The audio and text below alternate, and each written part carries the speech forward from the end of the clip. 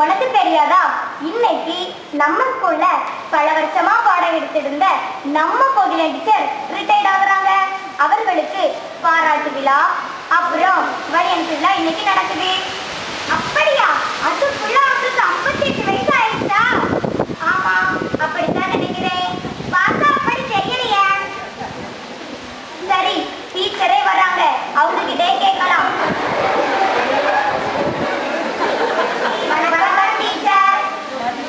வணக்கம்மா, என்ன நல்லா இருக்கீங்களா? நல்லா இருக்கோம் டீச்சர். ஆமா, நீங்க ரிட்டையர்ட் ஆக போறீங்களாமே?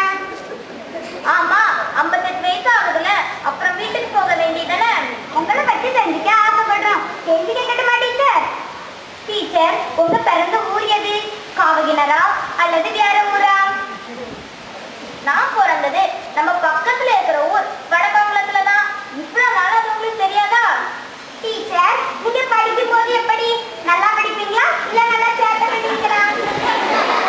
சேட்டையா? அப்போலாம் சேட்டையே பண்ண முடியாது. நான் படிக்கும் போது நல்லா படிச்சதாதான் சொல்லுவாங்க. டீச்சர், நீங்க நல்ல டான்ஸ் ஆடுவோம்னு சொல்லுவாங்க, உண்மையா? நான் எங்க ஸ்கூல்ல நடக்கிற எல்லா ஃபங்க்ஷன்லயும் டான்ஸ் ஆடிருக்கேன். டீச்சர், நீங்க வீட்ல எப்படி? நல்ல பிள்ளையா இல்ல குறும்புக்கார பிள்ளையா? நான் பிறந்த வீட்ல நான் ஒருத்திதான் பொம்பளை பிள்ளை. அதனால எங்க வீட்டுக்கு நான் தான் செல்ல பிள்ளை, நல்ல பிள்ளை, எல்லாமே நான் தான்.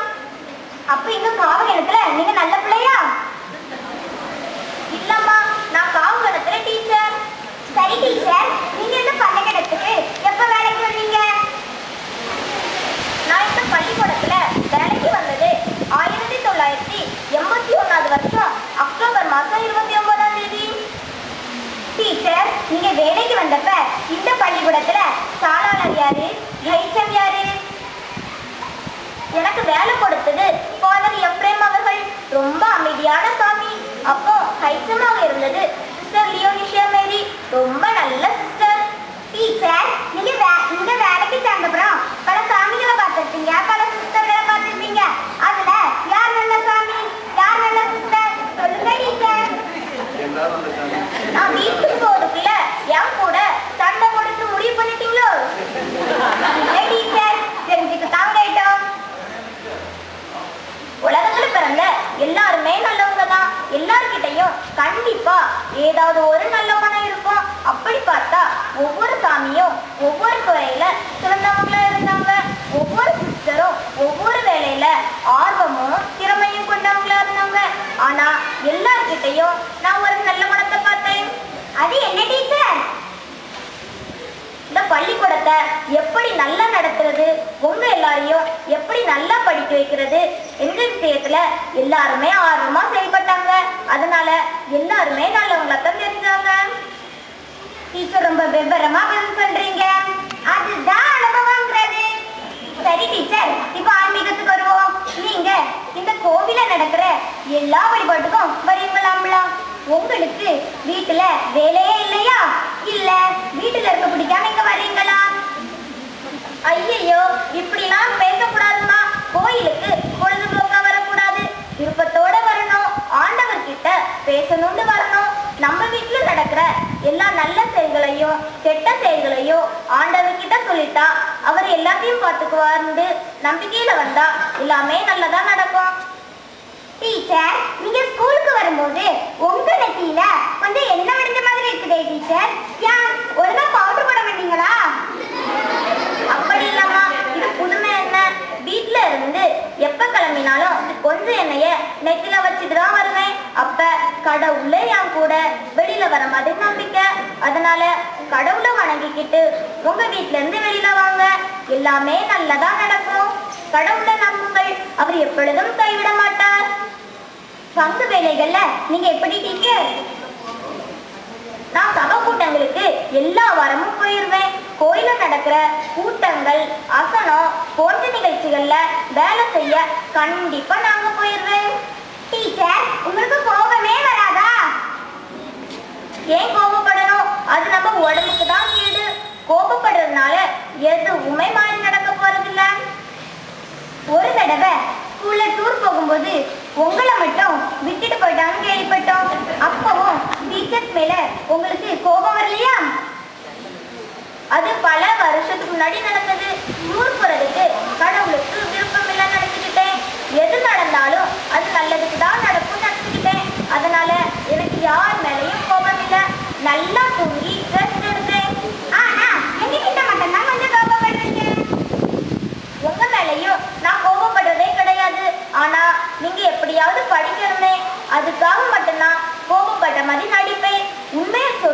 உங்க எல்லாரையும் எனக்கு ரொம்ப நல்லா பிடிக்கும். அப்ப எங்களை திட்டும் போது பிச்சு விடுவேன் பிச்சு, தொலைச்சு விடுவேன் தொலைச்சி, தோலை உரிச்சிடுவேன், காட்டு கத்து கத்தாத, முழு மாடு கணக்கா நிக்காத அப்படின்னு சொல்றீங்களா? என்ன அர்த்தம் டீச்சர்? உண்மையே சொல்லட்டுமா? எனக்கே அதுக்கு அர்த்தம் தெரியாது. அம்மா எல்லாரும் திட்டுறாங்கன்னா நானும் திட்டுறேன், அவ்வளவுதான். ஏன்னா எனக்கு சொல்லமா திட்டவும் தெரியாது. டீச்சர், உங்களுக்கு பிடிச்ச கலர் எது? எனக்கு எல்லா கலரும் பிடிக்கும், ஆனா கருப்பு கலரை தவிர. அதுக்கு ஏதாவது காரணம் உண்டா டீச்சர்? எங்க அப்பாவுக்கு கருப்பு கலர்னாலே பிடிக்காது. அதனால சின்ன வயசுல இருந்தே எனக்கு கருப்பு கலர்ல ட்ரெஸ் எடுத்து தர மாட்டாங்க. அதனால எனக்கு கருப்பு கலர் பிடிக்காமலே ஆயிட்டு. எல்லா கலரும் பிடிக்கும், அப்படினாலும் குறிப்பிட்ட சில கலர்கள் ரொம்ப பிடிக்கும்ல, அது எது டீச்சர்? அது பச்சையும் கலர் தான். அது ஏன் டீச்சர்? பச்சை செழுமையையும் வளத்தையும் குறிக்கும், மெரூன் மங்களத்தையும் மனாமையும் குறிக்கும். அதனால எனக்கும் பிடிக்கும்.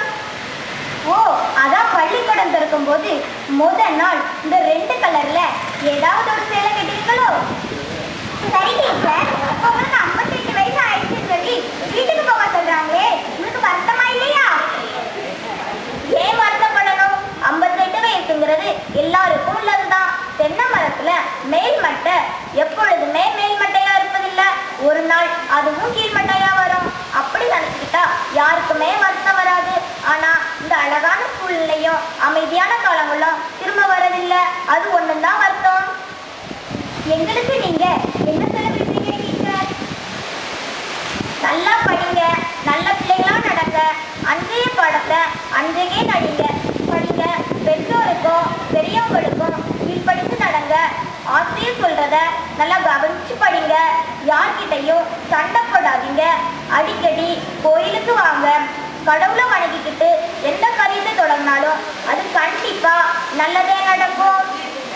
சரி டீச்சர், உங்க கூட வேலை செய்யற டீச்சர்ஸ்க்கு என்ன சொல்ல விரும்புறீங்க?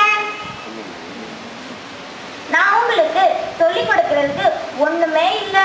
ஏன்னா அவங்க எல்லாரும் என்னையோட மிகவும் திறமையானவங்களா இருக்காங்க. அவங்க உங்களுக்கு நல்லா பாடம் சொல்லி தராங்க, நல்லா டான்ஸ் சொல்லி தராங்க, நல்ல நாடகம் சொல்லி தராங்க, மனித உரிமைகளையும் கடமைகளையும் பற்றி சொல்லி தராங்க.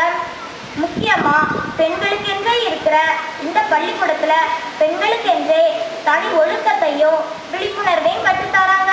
அதே சமயத்துல நீங்க படிக்கலனா உங்க மேல கோபமும் பண்றாங்க. அதுவும் ஒரு சில நிமிடங்களே நீடிக்கும். அது வாழ்க்கையில முன்னேறுவதற்காகத்தான் கோபப்படுறாங்க. அதை நீங்க பாசிட்டிவா எடுத்துக்கணும். உங்க ஆசிரியர்கள் இதே போல ஒற்றுமையா சந்தோஷமா இருக்கணும். இவ்வளவு நேரம் உங்ககிட்ட பேசிக்கிட்டு இருந்தது எங்களுக்கு ரொம்ப சந்தோஷம் டீச்சர். நிறைய விஷயம் நினைச்சுக்கிட்டோம் டீச்சர். நீங்க சொன்ன மாதிரியே நாங்க நல்லா பிள்ளையா நடப்போம் டீச்சர். எங்களோட சிறிய அன்பளிப்பை நீங்க கண்டிப்பா வாங்கிக்கணும் டீச்சர். இதை பார்க்கும்போது எங்க ஞாபகம் கண்டிப்பா உங்களுக்கு வரணும். உங்களை நாங்க என்னைக்கும் மறக்க மாட்டோம் டீச்சர். கண்டிப்பாக உங்களுக்காக நாங்க நல்லா ஜெபம் பண்ணுவோம் டீச்சர். என் கூட இவ்வளவு நேரம் பேசிக்கிட்டு இந்த அன்பளிப்பை தந்ததுக்கு ரொம்ப நன்றி. ஆனா இந்த அன்பளிப்பை வாங்குறதுக்கு எனக்கு தகுதி கிடையாது. ஏன்னா நான் டூப்ளிகேட் கோயிலம் சிஸ்டர். உங்க எல்லாரும் சார்பாகவும் இந்த பரிசை நான் ஒரிஜினல் கோயிலம் கிட்ட கொடுக்கிறேன். நன்றி.